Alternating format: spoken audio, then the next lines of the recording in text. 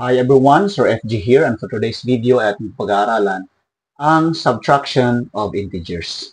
Marami pong mga estudyante ang nalilito sa subtraction, kahit mga high school or kahit mga college. Kaya naman, bago po natin alamin ang konsepto ng rule ng subtraction of integers, ay kailangan muna natin ng mga example. Halimbawa, madali lang po mag-minus pag malaki minus maliit.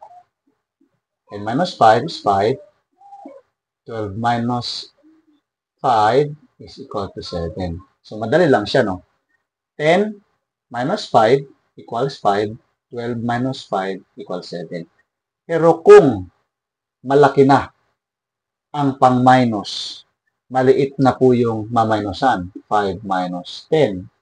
Nagkakaroon na po tayo ng problema. So, meron tayong 5 minus 12. Although para sa ating mga matatanda, madali lang sa atin yan. Pero dun sa mga nalilito pa, mahirap po. Kailangan po nating intindihin yung atin pong rules or rule. Ang rule po sa subtraction ay change the sign of the subtrahend and proceed to addition. Ang subtrahend po ay yung pang-minus. So, para po dito sa mas malaking pang-minus, meron po tayong 5 minus 10. Okay? 5 minus 10. So, anong gagawin natin dyan? I-change natin yung subtrahend. So, yung 10 ang i-change natin. Tapos, instead of subtraction, puproceed tayo sa addition. So, 5. Ang 10 po ay babaguhin natin into negative 10. And then, mag-proceed tayo sa addition. So, equals negative 5. Bakit? Kasi in our previous video, pinag-aralan natin doon na pag nag-a-add tayo ng hindi siya parehas ang sign, positive, negative, isipin lang po natin na pera itong positive, ang negative ay utang. Kaya kung may pera kang 5, may utang kang 10, mayroon ka pang utang na 5. Dito naman, change natin, kasi nag-i-start pa lang tayo, negative 12 po ito, instead na positive, kasi positive siya, di ba? Tapos proceed to addition. So, meron tayong pera na 5, meron tayong utang na 12, meron tayong utang na 7 pesos. So, easy na lang sa atin kung alam natin yung rules or rule ng ating pong subtraction of integer. So, madali lang siya. Kailangan lang po nating intindihin yung rule ng addition, yung kanta ng integer song. Same sign, add and keep, different sign, subtract. And then, change the sign of the higher number, then it will be exact. So, try pa tayo. 3 minus negative 3. Ayan o. So, medyo madali lang siya kung alam natin ang rule.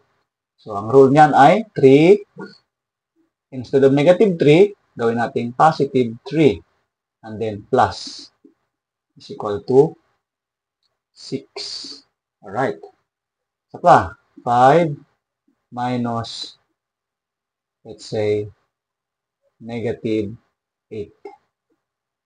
Okay? Change the sign of the subtrahend 8 plus and proceed to addition. Okay? So, we have 5 plus 8 is 13. And then, yung last nating example, which is, ito naman kaya ang ating gagawing negative. Negative 5 minus negative 3. O, diba? So, negative, negative. Negative minus negative. So, madali lang po. Negative 5. Instead na negative 3, ay gawin natin 3. Proceed to addition. So, utang na 5.